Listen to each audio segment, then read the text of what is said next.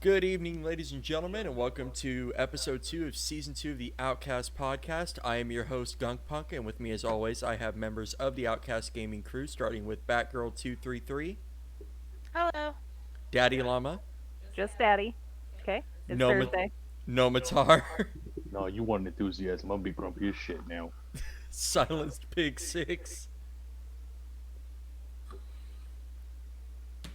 Silenced Pig 6. This is How's my it going? Okay, there we That go. was my fault. Silver, Smell my finger. I hate you. and then we have our special guest with us tonight, Brandon Young, aka Had Enough. How are you doing tonight, Brandon? Yeah, I'm doing pretty good. Welcome to the chaos that is our podcast. I don't know if you've had a chance to watch any of our videos from the past or our most recent one that we did with No Name Nerd, aka Brian, who they're planning to secretly replace me with. Oh, there's no secret. No, we tell you to your face. Yeah, pretty much. So pretty much this is just kind of a get to know each other type thing, more so for our audience that watches. To get to know us, get to know It's our happening. special guests. What's happening? Seems to be fine on my end. So anyways, the way we kind of do this is we'll ask you some questions, you ask us some questions. It's kind of a back and forth thing, kind of, makes it a little interesting. So we'll start with the first question from Daddy Llama. I gotta find it because I don't remember. That was like a week ago. No, the first Cut out. question's from Gnome. Okay, yeah, First. so, yeah, you're first. I've got the list pulled up if you want me to read it off for you. I remember mine this time. So, Brent, what are some of your influences in your music when you're writing stuff? Like, who's an influence in your style, or Yeah, This is what the have you? easiest one, right? yeah, probably. I would say, let's see, just to go back, let me think. It would be a combination of LL Cool J, Eminem, Marilyn Manson. I'm trying to think of who else. It's a lot. I would say they would definitely be the top. Poison the Well, Lamb of God. I know these are these are all big bit, but in different wavelengths, they all kind of play a part in it. A lot of it's lyrical, vocally, a little different. Nine Inch Nails is up there as well. Nirvana. So yeah, that's that. I would say that, and I have influences from like movies like Kubrick, Tarantino. I watch a lot of Japanese and Korean gore horror films, and they actually inspired a recent song I put out called "Haunted Asylum." Oh, hell yeah. So yeah, I'll watch movies if music's not really doing it for me as far as inspiration. I'll watch a movie and then I'll get like a theme or like a concept in mind. So that kind of helps too. But yeah, that's basically it, influences wise. It changes because I'll find like new music, find new bands, new artists, and then I'll get inspired to write something. So Cool. Hell yeah. All right. I just want to say he named like nothing but good bands, like mad respect. Like, he named literally nothing but good. Just rock on, man. I'm just gonna point out the Right on. obvious. I could listen to this man talk all day. His voice. Oh, Like butter, yeah. yeah. Caleb, you Uh, got competition. I'm sorry. I didn't know there was a competition. Yeah, it's your replacements. I'm sorry. It's gotta happen. Fighting for your spot, man. Okay. Batgirl, yours is next. What made you want to go into music? it started. It started when I was 12. I was a big fan of. I was a big fan of Weird Al Yankovic. I Yes. love the idea I had was 12 years old, going on 13, and I had one of those boom boxes where you could play a cassette tape on one and you could record from another, and then had the handle, and there was a CD player on top, so I could play something on a CD, or I could play in a cassette tape and then record with a cassette tape. And I had a Radio Shack microphone duct taped to the handle like a mic stand or whatever. Yes. Um, and so I used to just fuck around and try to make parodies of songs, and I was terrible at it. So that was kind of my first dig at it when I was in high school. I think I was 18. My best friend in high school, who I still am in contact with, he was a freestyler and he was a break dancer. And we were playing PlayStation, and I don't know if you guys remember MTV Music Generator, Yes. but Oh you my could God. you can make beats on that and use loops and pretty much everything you can do now. It was like FL Studio and GarageBand and Pro Tools before it was really a thing. And we did the same thing. I used that exact same thing, and then me and him used to do cassette tapes of like rap and R&B songs because he could kind of sing as well. So we did that, and we were just fucking around. We're in high school, and but then he would leave it at my house. So when he wasn't around, I started kind of just doing my own thing and coming up with songs because it was really fun. And but that was kind of how I started. But I wanted to be in a band at the time, so I was in a few metal bands after high school, and and then the whole joy of having band members, which I'm being sarcastic when I say that. And so I went back to solo and all that kind of stuff. And then the whole thing of hip hop, what I kind of did back in high school, I was like, you know what, I'm gonna try that again, just because I like to write, and I kind of got tired of my lyrics not being heard through metal vocals, so I went through a genre where people could actually understand them. So that and I did metal for about 10 years, and I kind of felt like I did everything I wanted to do with the genre, and I kind of got burned out a little bit, and so that's kind of another thing.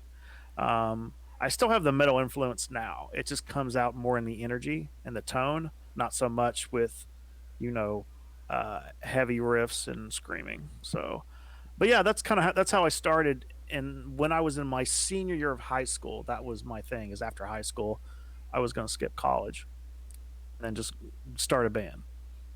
Then after I think after doing a West Coast tour with a band years later and coming back broke, I went to college and did 1 year. Oh, Like, oh yeah. I was like, Yeah, oh I yeah, mean- well, Whatever works, I guess. it made me a better writer. I mean, I did one semester and dropped out because I was like, okay, well, I don't Yeah, like college yeah. either, so I'll go back to doing music. So Hey, if it So, yeah. works.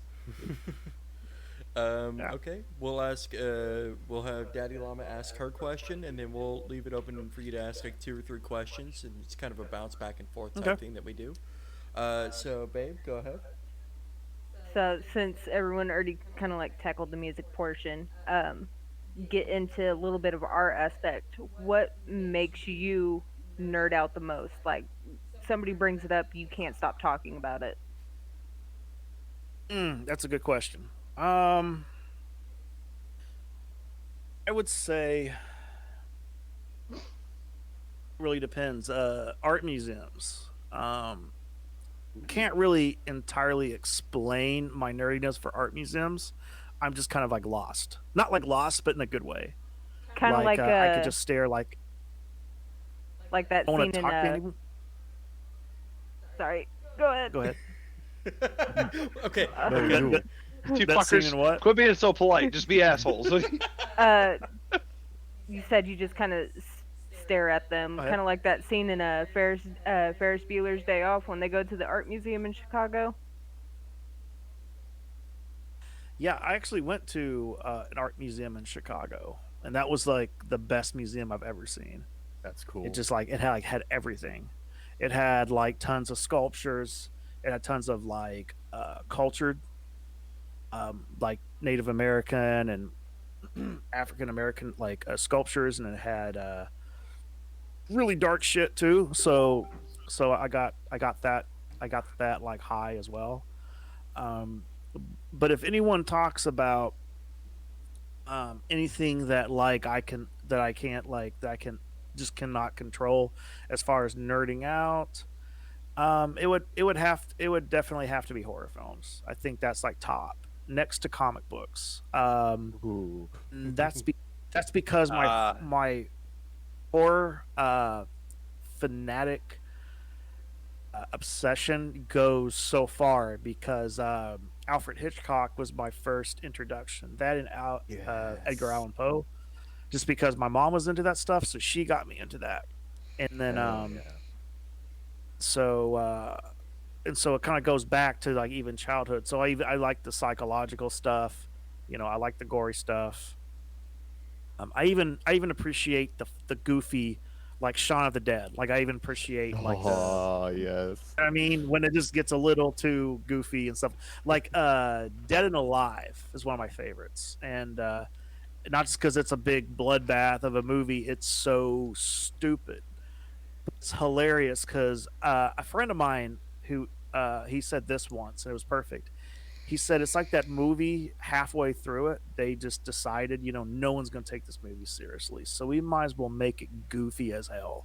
And so, because the first half it seems kind of serious, then it gets goofy, like with the infant who's like mutant or whatever, and then there's the preacher who says, "I'm gonna kick." What was like, "I kick ass for the Lord" or something like that. So they just go completely off the wall, and yeah, Dead and Alive. It's a very like gory, gross, and bloody, but it's absolutely ridiculously hilarious.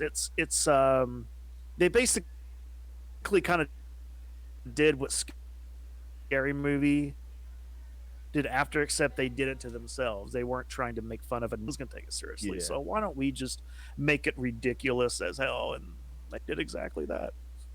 So I like movies like that. So, but I can talk about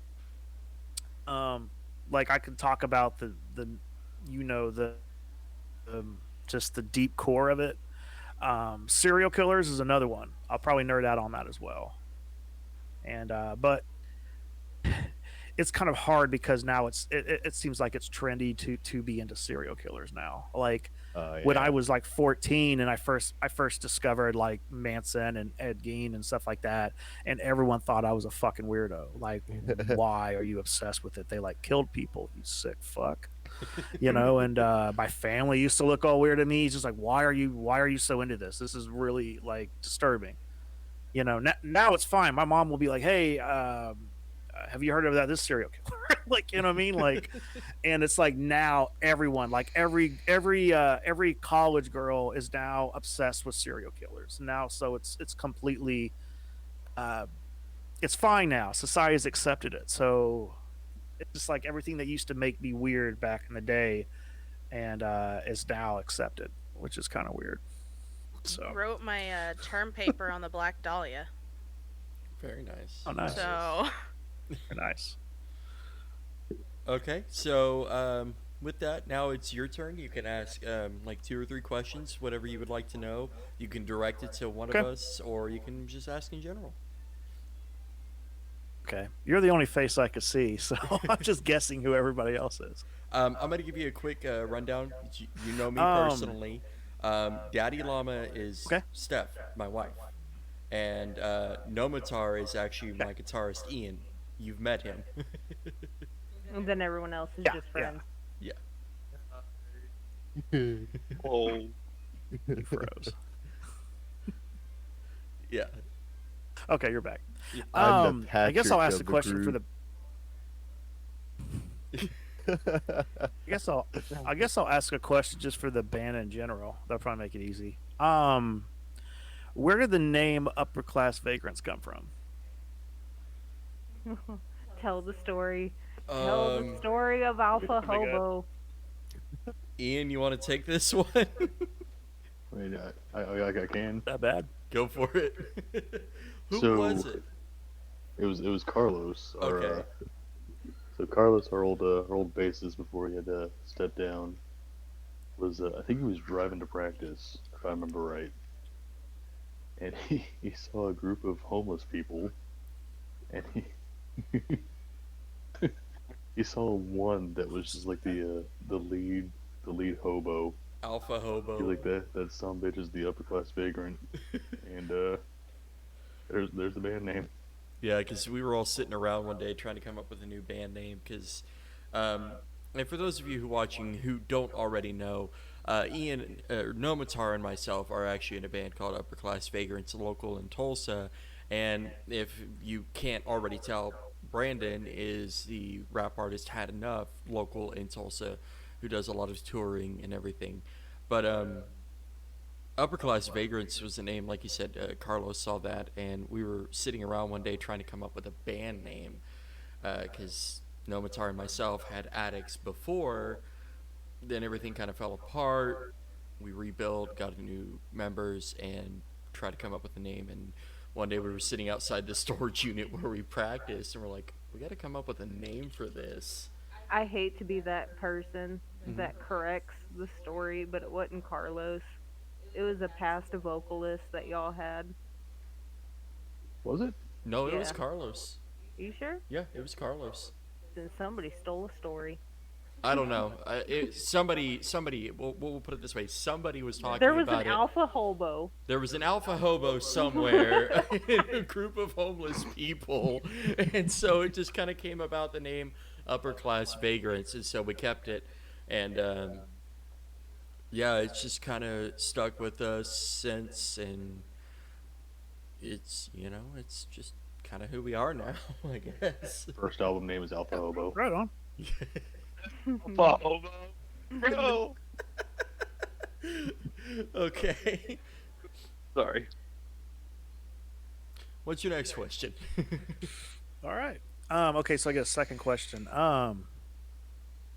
What was the first song you guys wrote? What was the first song you guys wrote, and what was it about? Wouldn't Ooh, I think it was today. Yeah, it was. So 'Cause you had that before I joined up with you. so today was a song lyrically that I had written with my wife, Daddy Lama, and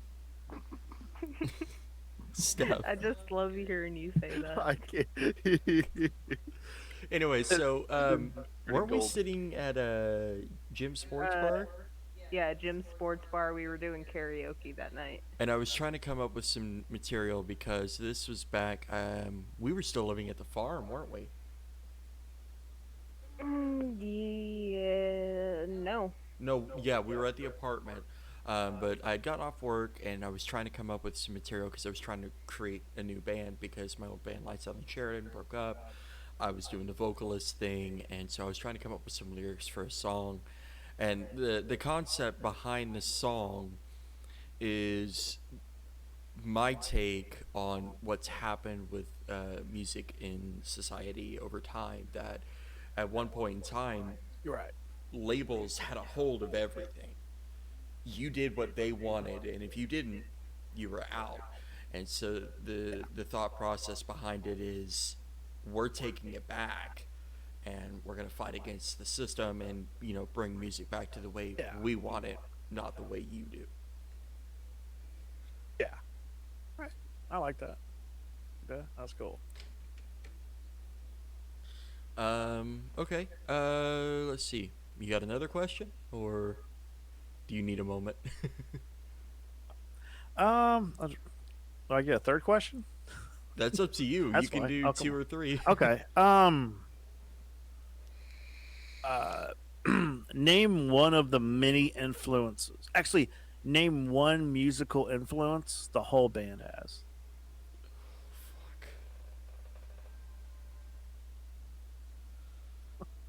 Don't look at me. I ain't musically inclined at all. No. I bet it's Barney. No. I think all of you bring something different to the table. Yeah, it's kind of hard to pinpoint one artist that we all have as a major influence because I come from a background of metal, thrash, industrial, punk. I come from a background of all types. Some of my biggest influences are the Misfits, Avenged Sevenfold. Nomatar, I mean, he comes from a background of just straight metal. That's his stuff is metal. I'd say definitely my guitar playing's based in Motorhead. Yeah, It's definitely because he's so short. Oh. he can crab walk Aw. better. Huh? Super, our bass player now. Dude, okay, Super, because I'm sorry, because I've known him the longest. Let's bring this up. Brandon, have you ever heard of an old punk band, like the original version called Kick Tree?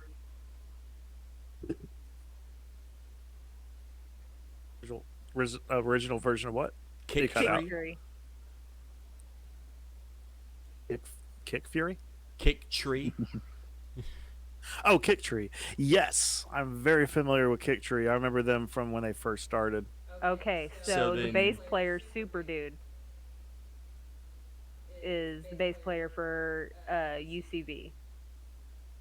Oh, that hasn't even been Oh, announced okay. on Facebook yet. No, it hasn't. Yeah, Surprise. we've We'll have to got a cut new that bass part out. player. Surprise! So Fucking Super. spoilers. Um, S- Steph's known Super Dude the longest out of all of us. She could really give you an idea on Dude, his he's influence. everywhere. I mean, don't really. I haven't really heard him talk much about metal, but like pop punk and ska, just all over the place. I mean, I mean, he's hell, we went to Tulsa the other day and he played fucking Louis Vega Mambo Number 5 driving back. so Super's got kind of a wide variety of background. Obviously, with Vic, it's Vic's kind of hard to pinpoint. I mean, she's really got that really heavy punk background with her, but also some kind of I don't know. Because I don't want to say something and be wrong about it, about them, because they're not Right. involved. But definitely, I know a lot of our backgrounds kind of tend to mold together. So a lot of our sound, I guess some of the similarities would be like a mixture of the Ramones with Dead Kennedys, with Joan Jett, Motorhead, the Sex Yeah. Pistols, all molded into just one thing. One giant fucked up pile of shit. Yep. Agreed. But we have fun. I mean, those who have seen us perform know we have fun, and it's all in good fun there. Awesome. Okay. Silence Pig 6, your question, sir. From when you were a kid, assuming you're, and I'm Assuming you just had a childhood. assuming that you had a childhood, yeah, and assuming that you're at least God. Yeah, absolutely. I don't know, like 25 at minimum. I mean, you've been alive longer than I have. So from when you was a kid, Can you stop talking, Tyler? when you was a kid, what's the biggest thing that you've noticed that's different nowadays that you can or can't do that you used to be able to do when you was a kid? Oh, there's a lot. Maybe the one that, like, the biggest one, whatever the most annoying one is, or the one that sticks you right in the thumb the most. Talking to people in person. I mean, I was born in '81, so I lived through the '80s and was a teenager through the '90s, and you never really like. I just remember high school. I remember, like, even in middle school, two people in middle school got into a fight. Like, more than likely you witnessed it. You didn't hear about it through rumors, and you didn't read about it on Facebook, and there wasn't videos, and it wasn't all over the internet. Like, you went around the corner and you knew someone that you knew, like, punched the shit out of somebody else, So it was kind of there's stuff like that. Like, everything wasn't like worldwide internet broadcasted. Everything was kind of like, if it didn't really happen in your backyard or in your in school or what have you, then you didn't really know about it. At least that's kind of how it was for me. Um, and I'm trying to think. I guess like in my childhood, I had this obsession. I remember having this obsession with like Alf and Kermit the Frog when I was like 6 years old. So it's kind of like now it seems like most of the things that we obsess about is just in a phone. But back then it was like actual like physical things. Um, Man, I'm trying to think of what else because I know it's like a lot. Um, I remember when Home Alone 2 came out and that video recorder thing uh, that they used, that he was able to like record people's voices and then make it slow down and all that. And then they actually sold that at Toys R Us. I think I was like 9, and I don't think I put that away for a year. Like I took it everywhere, and now we have that. Like we can do that on this thing, So, but it's not like the same because to me it was like I felt like I owned something from a movie that I was obsessed with. So because it was almost like the exact same thing. That's really cool. Hard to say. I guess MTV would be a big thing. You can actually watch music videos on TV, and Yeah, and for it, real. Oh. and back then it felt like you reached some kind of status. Now everybody can put a video on YouTube. The only difference is how many views you can get, like how much traffic you can get. But like everyone can have that exposure. Back then it was like a very like prestigious like There was no you know participation awards. uh and actually, and to throw a little information, I read this not too long ago because people asked why did a MTV go under? Apparently, there was a lot of royalties that they were not paying record labels, Oh. and so I think record labels were getting mad because, well, which was kind of dumb because their artists were getting all this exposure, but at the same time, they felt like they should be paid royalties for. So MTV was doing what Napster did, except it was okay, but because they weren't paying the record labels I think the artists didn't mind because the artists were getting interviewed nonstop, and then they were getting these like beach events and stuff like that, which I'm pretty sure they got paid to do. So it opened a lot of doors for them. But the record label was like, "Where's our royalty money?" So from what I understand, that's why MTV went under. I don't know. Not a lot of people knew about that, so I thought I'd throw that out there. It makes sense though. Yeah, it Yeah. does. I mean, don't get me wrong. I So, miss like freaking MTV when it played music videos and you watch like Spring Break on MTV and all that shit. Like, oh yeah, man. I remember growing up as a kid, my brother and I would turn on MTV in the morning before school, and we just let it play the music videos. We'd watch it as we're getting ready for school, eating our breakfast or whatever. But we watched the music videos, and they had so, in my opinion, what, almost not quite 20 years ago, but like 16, 17 years ago, they had really good music videos out at that time, especially for their time. hmm But Yeah, I kind of agree um, with you there. I the feel like budget. music. Hmm? Oh, go ahead, Silver. I kind of feel like music videos were more special with MTV. Yeah, they had a bigger budget too. Yeah. Buster Rhymes said that in an interview. He said like they had like $1 million budgets, and but now with technology, like they don't need to like spend that much money on it, and it really doesn't even really matter. That's why Kanye West got so mad at the VMAs because I think his team spent like 1 million, like almost 2 million on his video, and he didn't win. Finally got on Oh stage and my fucking threw a fit. Yeah, yeah. Oh my So he was goodness. like, he was like, we spent $1 million and I didn't win. Are you fucking kidding me? that was that was funny. But yeah, you can like Paul Wall made a video with his iPhone, and then that kind of opened the door for people like, oh, I can just make a video with my iPhone and stuff like that. I So can't I can't think of his name right now, but the YouTuber that does like rap music on real life, Mhm. but he does it the cheapest way possible. Who was it? I don't even know. I just want to say, private competition will always win. A lot of these Yeah. companies now are outsourcing instead of paying some big budget company that's going to make them spend a whole lot of money to get it animated. They'll just outsource it and find someone on like a freelance site that says they know how to video edit and they have a lot of really good reviews and go, "Hey, we'll pay you this much money if you'll animate this or recreate this or whatever it is." And they're like, "Okay." And usually it comes back better than what the company that was going to make them spend millions of dollars could even do. Yeah. Little Dicky.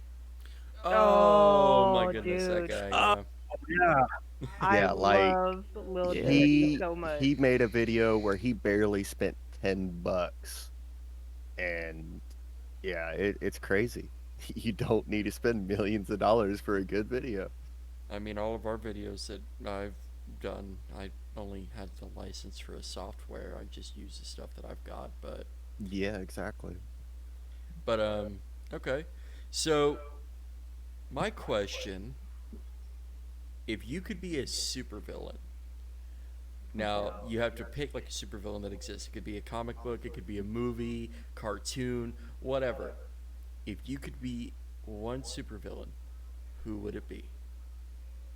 What's funny is I've had people tell me I look like a supervillain. I mean, I see it. According to Megamind, the only difference between a villain and a supervillain is presentation. Yeah. Now that happened. I think it was my last girlfriend. Her brother is just like he looks like a supervillain or something like that. So that's funny you brought that up. That's a good question. I'm trying to think. It's hard to say because I got to think about because there's a lot of like comic book villains I kind of relate to. I'd probably say it'd be the DC comics because they all have like the dark past and the really tragic story, and I'm trying to think. I could be any of them.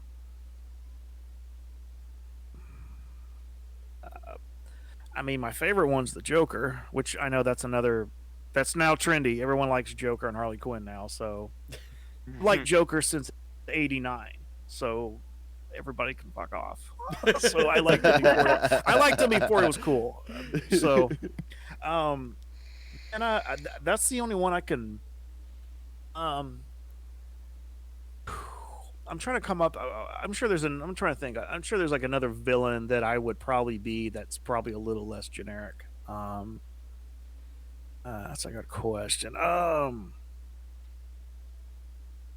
Probably Two-Faced because I would get the best of both worlds. Okay.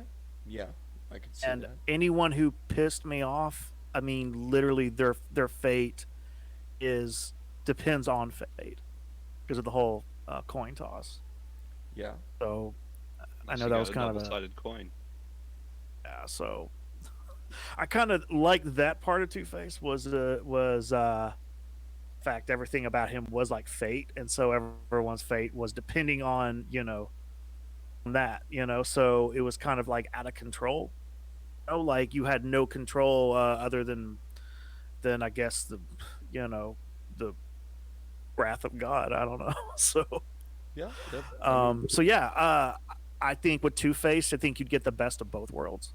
So since with the whole split personality thing, so And he's really an underrated supervillain. he is. oh yeah, they're Yeah. supposed to make a character study film like they did Joker.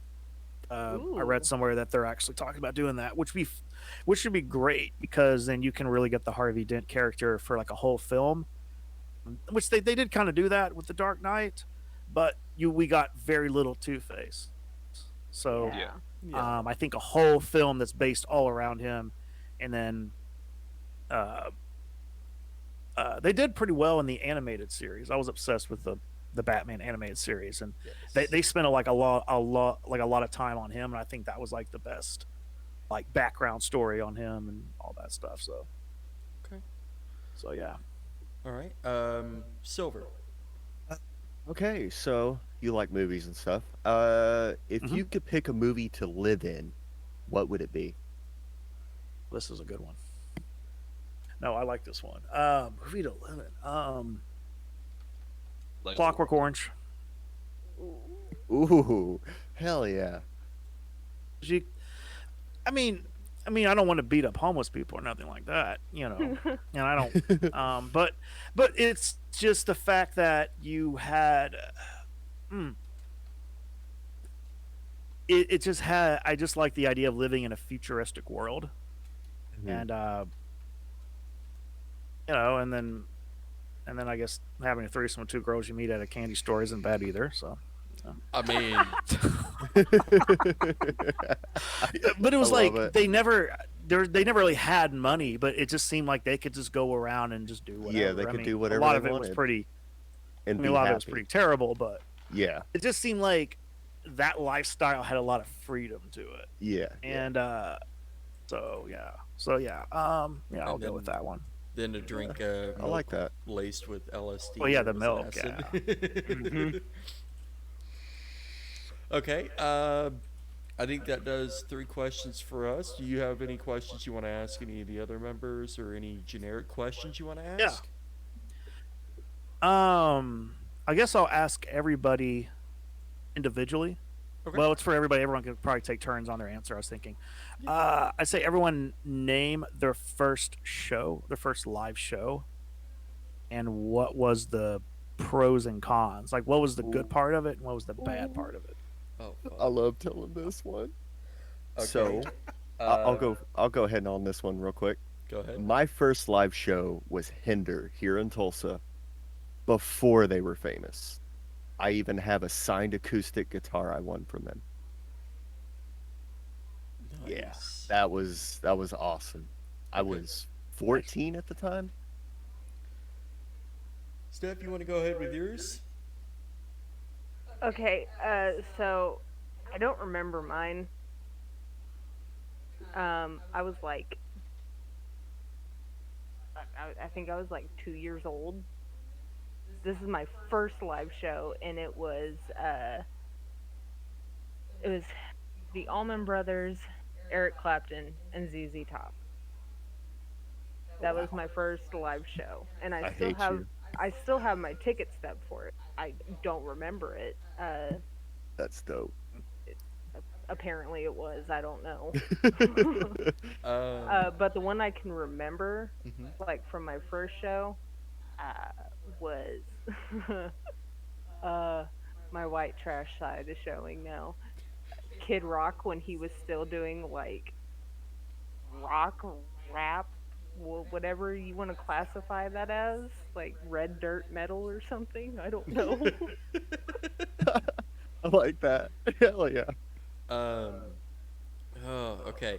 So mine's kind of hard to say because I've been performing live shows since I was like 15, 16 years old. Um, so if we're talking like big name artists, then I would have to go with the show I played at the old Marquee before it was the Vanguard. Um, my old band I Defy opened up for Hemlock. Now, I don't know if any of you guys know who Hemlock is. They are a really kick ass metal band.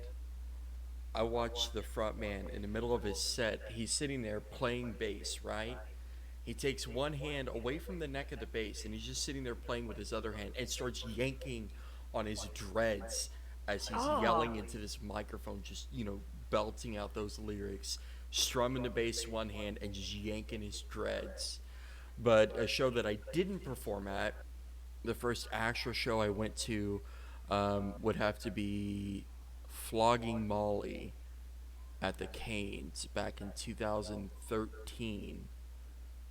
It was the first official show I went to where I wasn't performing, but it was Flogging Molly and these other bands. The one band that really I still remember was the opening band, and it was a two-man band. You had the drummer and this guitarist who was singing. Now they were one of those kind of bands that they didn't look like they should be playing together because you had this, and I'm not.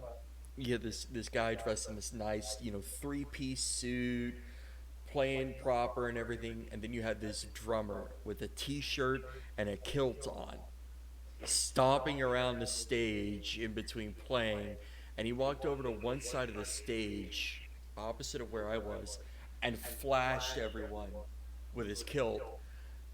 Everyone went nuts. But that was my first show. Was Flogging Molly. Literally went nuts. I was about to say, yeah. Nuts. What about you guys? Batgirl, Silence Pig 6, Nomatar? Uh, so technically, the first one I went to was Winter Jam with my church, Oh my which god. was fun. But the best one I've been to was Black Sabbath at the BOK. Still hate you. Yep, still hate you. Silence Pig 6? I'm not even sure. I didn't really go to a whole lot of them because of I was usually working on my truck. I do have to say though, my best live show I've been to was Poison, Cheap Trick, and Def Leppard. I hate you. Still hate you. That was an awesome show. Oh, Well, Tyler, we'll come back to you. Nomatar? So my first show that I wanted to go to, um, Wanted. because when I was younger, my parents took me to go see what's that Christian group that did I Can Only Imagine.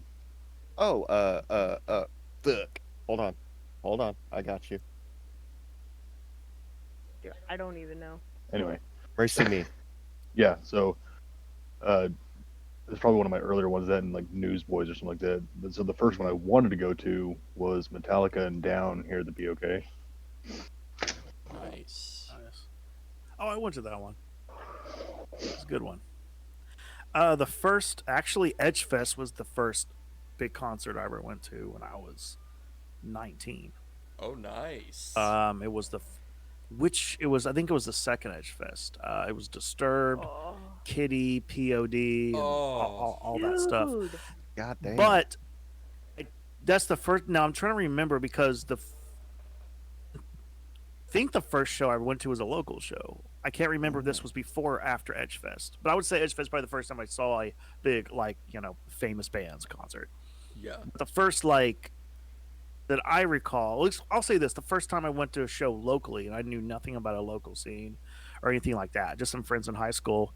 It was a punk show in Sand Springs at an abandoned gas station called the Co-op, and cops kept coming to fuck with us because literally what the show was, it was completely illegal. There was no business license. It was an abandoned gas station. They just took a PV PA system, and it's a bunch of underage punk kids getting drunk, Hell and yeah. playing music, and then like that finally shut them down. And so I found out the next one was moved at a house that was that was in the neighborhood behind the gas station, and everyone was so drunk that the PV speakers was upside down. And me at the time, not knowing really nothing, I could still tell that the speakers were upside down.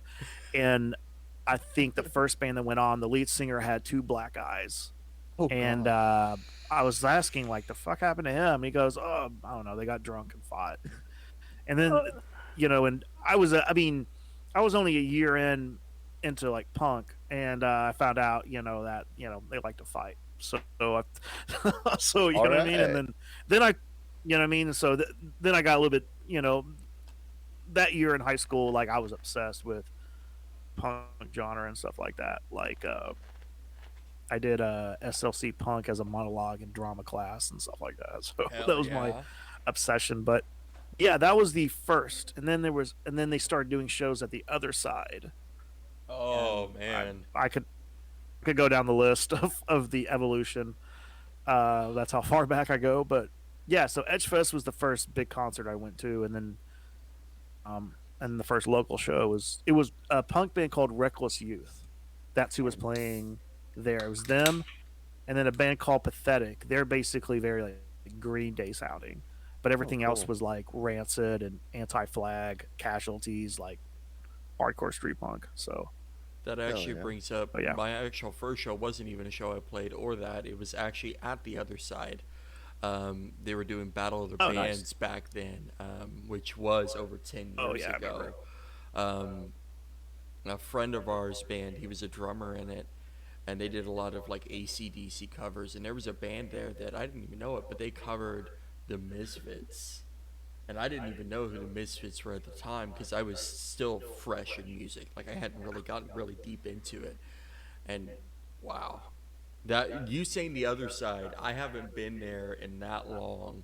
I was like 13 or Yeah. 14, but damn.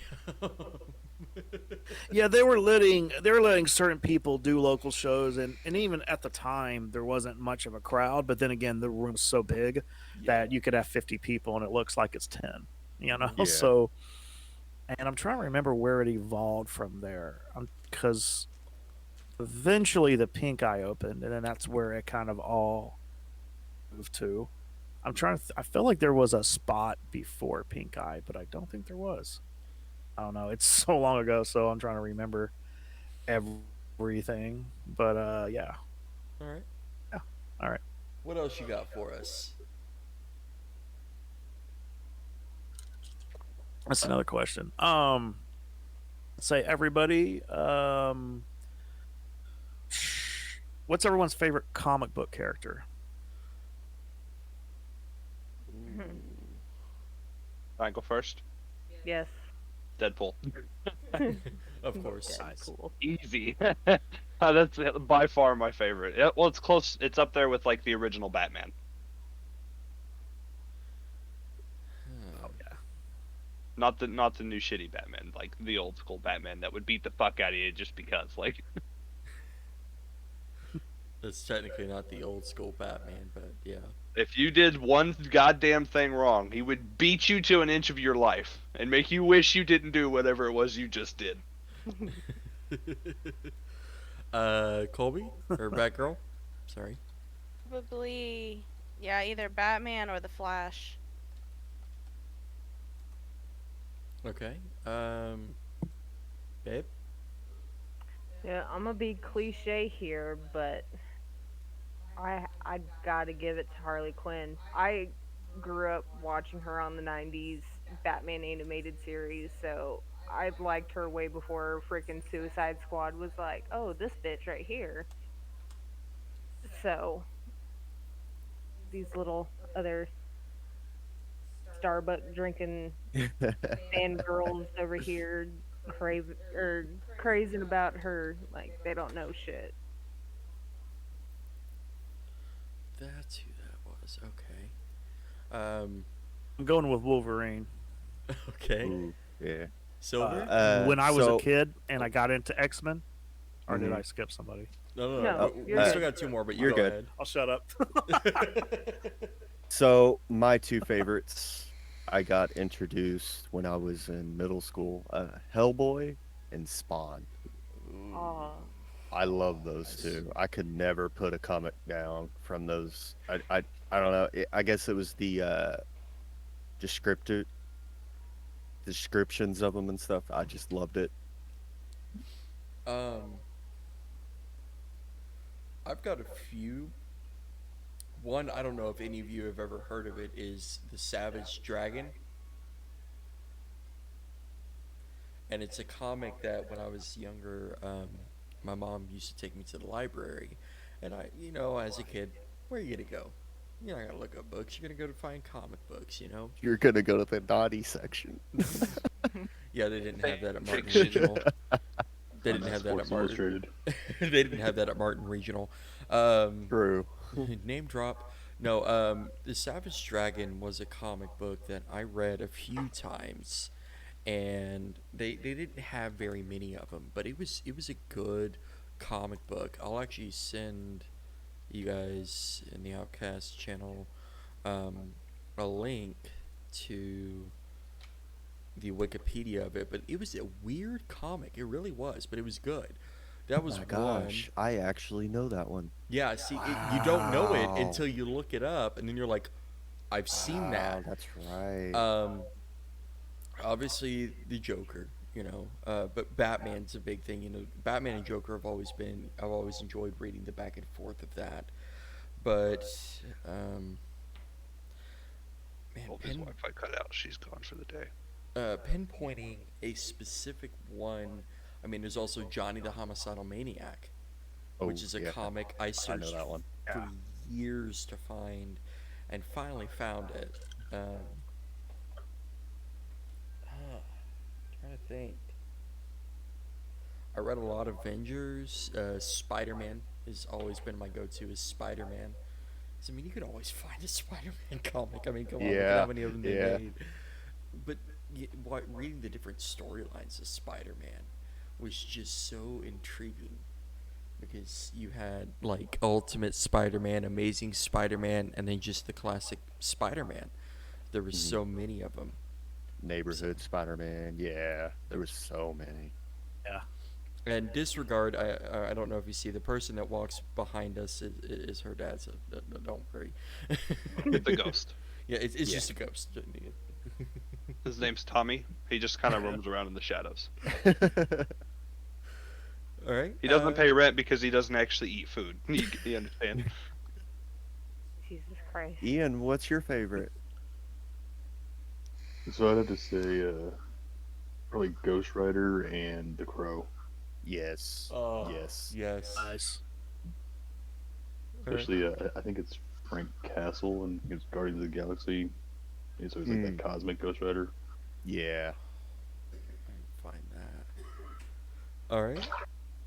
What else you got for us, Brandon?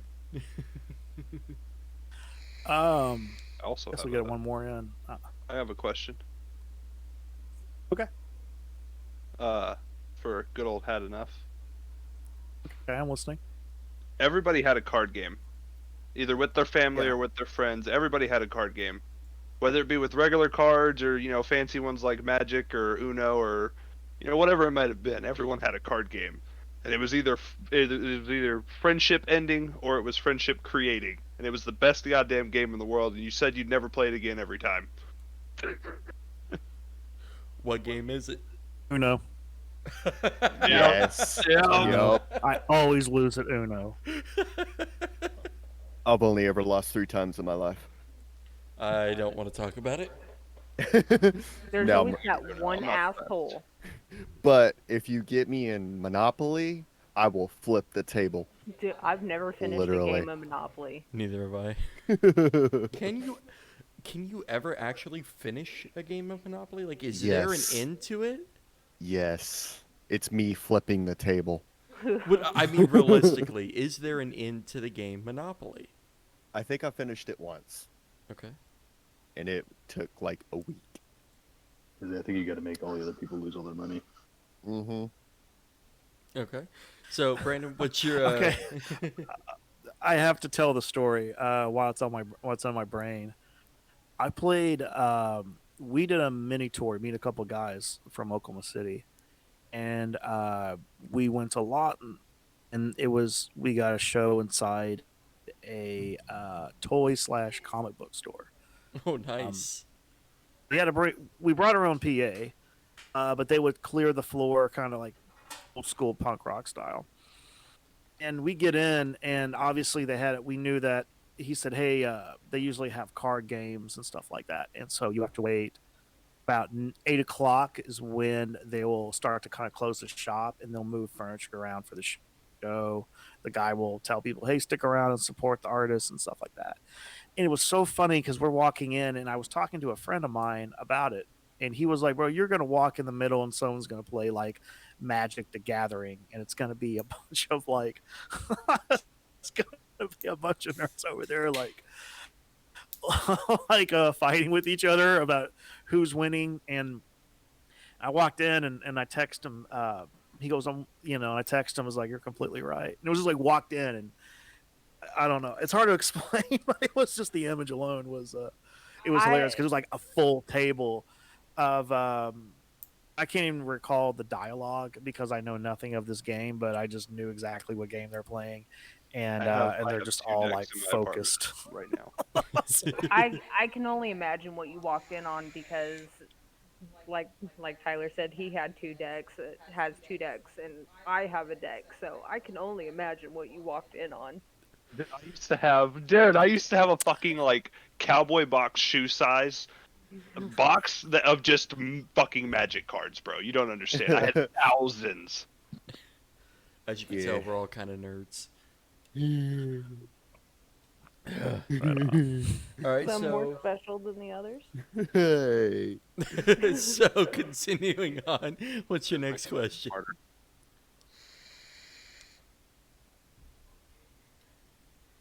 What's your next question? Oh, my next question. Yeah. Um, let me think. What does every okay? Name what you think is the best instrument. I already know. Guitar. Nope, you're wrong. What's your answer? Fucking cowbell. Oh my god. It's always cowbell. Yeah. Silence Pick 6, what's your answer? You know, dude, I can never. So like, I shit you not, I can never walk away from someone that genuinely knows how to play a saxophone. Man, mean, you're not wrong. He's not wrong. He's not true. wrong. Dude, someone can lay down some like smooth jazz with like a fucking saxophone. I'm pull me up a chair, bro. Like here's a five, just play some music. Like Silver? I don't know the name of it, but I always find it unique and really cool sounding. But it's the one. It's like a metal bowl that they have in their lap, and they hit different parts that are like Yes. dented or whatever. It's like a Hold metal on. drum, essentially, is what you're talking about. yeah, But yeah, I know what you're talking about. Yeah. Those things are badass. They do sound cool. While They've he's been looking that up, popping up all over the place too.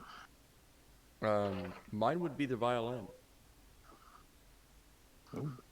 Because to me, it's peaceful, it's calm, and the amount of music that you could put out on a violin.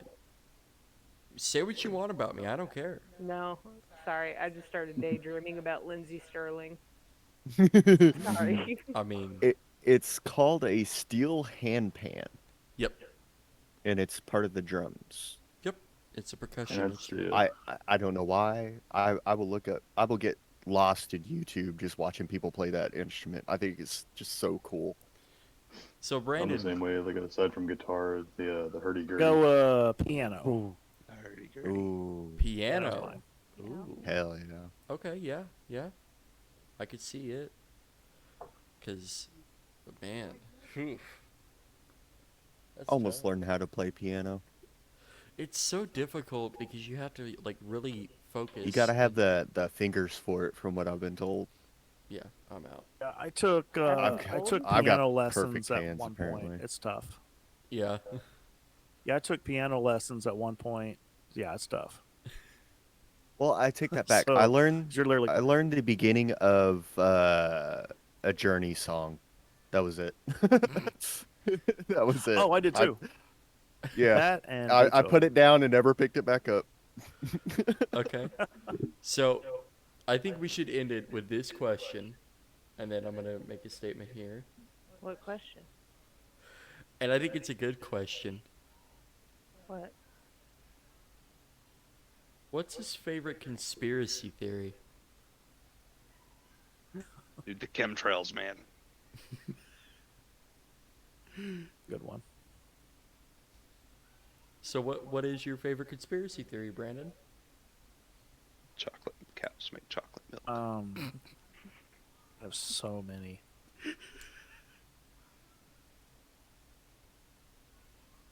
JFK. Care to elaborate? I don't think I'm familiar. The JFK shooting. The theory that that there was like a second shooter. Oh, Oh my I would say that was my. The reason I went to Dallas, Texas, they have like a whole they have like a whole setup where you get to go upstairs and then you can see all like the evidence of the whole thing. And then outside there's like a quirky version of Alex Jones outside with, and he's like literally like obsessively knows every detail, and he's Yeah. selling like books and pamphlet on it, and he's got like he's got like this big long stick, and he has pictures of all, like he has like a portrait of all the pictures, and it's on like a stand, like you would have like sheet music on, and he's pointing out, see, this happened, and then this happened, and this happened, and you're crazy if you don't believe me. Yes. And it was Yes. just so entertaining. Like, it's so funny because the guy talks like a total quack, but he kind of makes sense. Yeah. So, um, that, uh, and I would say Aliens is a big hard second. Hmm. Um, but like, yeah, so like all the alien conspiracies, I'm like, yeah, I have a little obsession over. So there's Hell that. yes. Nothing wrong with that. Uh, Okay, yeah. well, Brandon, thank you so much for joining us for this episode. Um, I don't thank you for having me. is there anything you want to announce? Anything that's coming out with your music coming up? Any album releases, shows? Anything you want to announce real quick? Yeah. Um. Well, I have a new record coming out in April. I haven't made the announcement yet, so I always promise myself I wait till I have like the cover art and everything, and then to announce right. like the actual name. I do have. I will say this though, because I've already posted about it, so everyone kind of knows. I have 3 Tulsa artists that are featured on it. I've got Brett from Wolf Ugly. Nice. Tyler. I have Tyler Grease, and then I have and then a Slick from Freak Juice. Very nice. So yeah, um, so I have those, and then I'm doing a tour around the time it comes out, and so I'm almost done with that. Pretty much with everything opening up, this is actually the easiest tour I've ever booked. It's usually kind of difficult, Badass. but there's a few places that are just like desperately trying to get shows happening so they can stay open, Yeah. and so they've been pretty easy to talk to and all that kind of stuff, and cooperative, and all that stuff. So that's made it kind of easier. Um, Other than that, not a whole lot. I kind of put the podcast on pause just to get back to the music for a little bit. I'm gonna get back to it pretty soon. Nice. I mean, other than that, that's pretty much it. Uh, that's pretty much it. I know I'm gonna start another project once this is done. I have a few ideas, So, Well- that's really it. Other than shows and tours and new record, that's basically what I got going on. Sounds good. Well, for our viewers at home, where can they find your music? Simple. Go to hadenoughmusic.com, and it has me linked to everything. Okay. Nice. Well, I know. Cool. Yeah, all the social media. Also, I've been trying. This is something kind of new, so people are not really used to it because not many artists are doing it. But I do have a Patreon and OnlyFans, so which is they're okay. I had to explain this because people keep making the new jokes. It's the same thing. The only problem is that OnlyFans has got the reputation, but it's any content creator Of artist course. can use it. But Patreon is basically it's like a pay for subscriber. So I'm using it where I'll put out a exclusive song that you can't hear anywhere, and I'll do like merch discounts if I put out a music video or an album.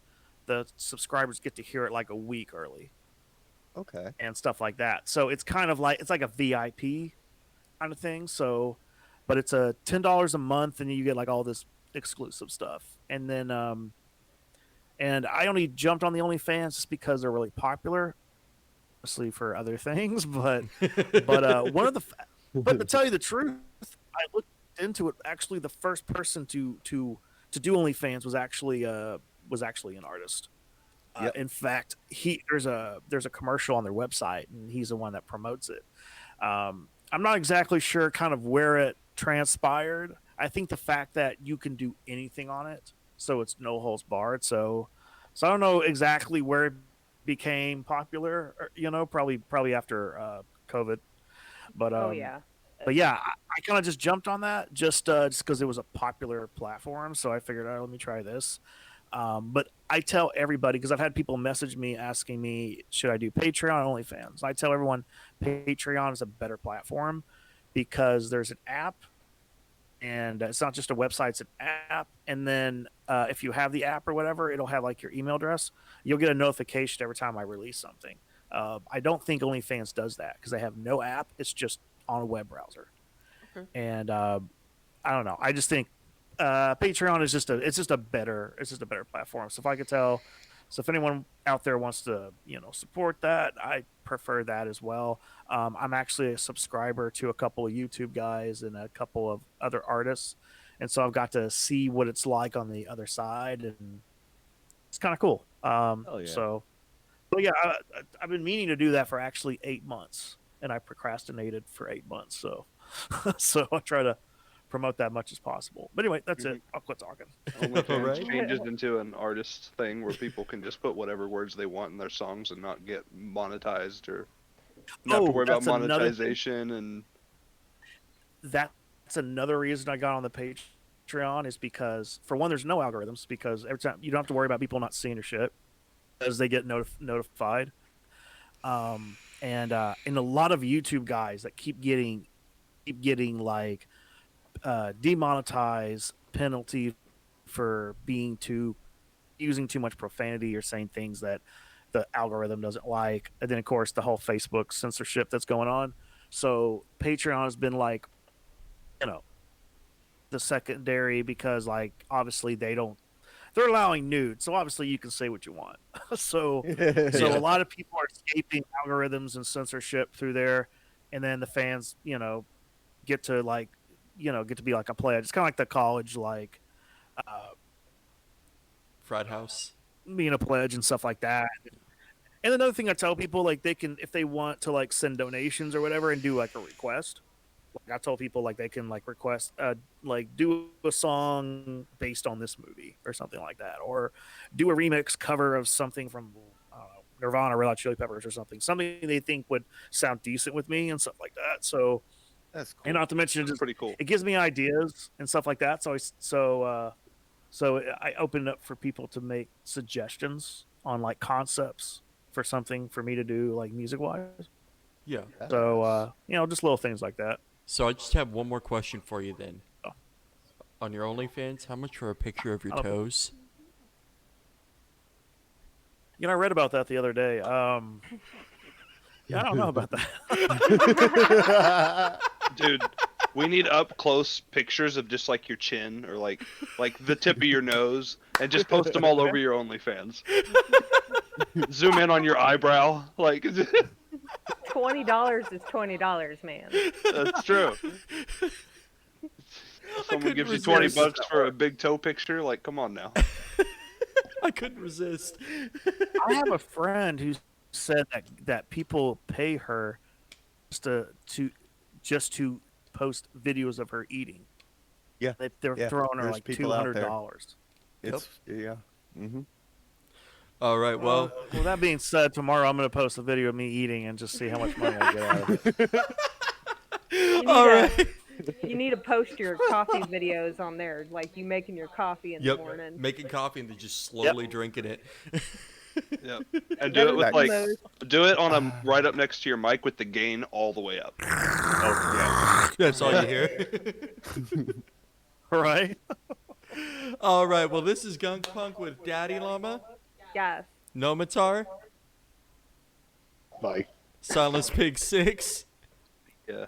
Silver, I have a good time. and thank you to our gracious guest here, Brandon. Thank you so much, man. You take it easy, okay? All right. Thanks, guys. Yeah. Nice having you, man.